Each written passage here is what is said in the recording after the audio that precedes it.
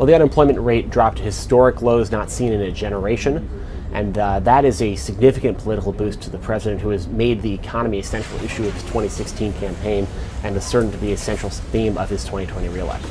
Well, certainly we're hearing Democrats say that this economic recovery hasn't been felt by everyone in the economy, that folks in the lower and middle incomes haven't benefited the same way those at the top tiers of the income brackets have. There is some truth to that. We've not seen wages rise just as quickly among the mean as would be expected in traditional recovery. At the same time, most people are seeing some benefits, and there are more jobs waiting to be filled than the people seeking jobs right now in our economy, and that is something in these reports for both sides to look at. Well, the president is taking a lot of credit for this. Some of this certainly began well before he came to into the Oval Office. This economic recovery started in the Obama administration and has benefited somewhat from the president's tax cuts, that businesses have accelerated hiring and given money to their employees.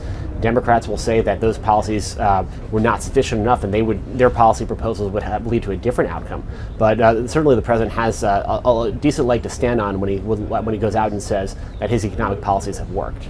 Economic numbers generally are a good barometer for a president's reelection chances. So for the president seeing these sorts of jobs numbers at generational lows, that puts him in a much better position than where he would be if they weren't the case. Are they the only factor that matters for a president seeking reelection? No, but they certainly put him in a more sure position going into 2020. These economic numbers give a significant boost to the president as he goes about trying to begin his reelection campaign, kicking it into high gear. It allows him to continue his argument of promises made, promises kept, that the American people are seeing the benefits of this economic recovery.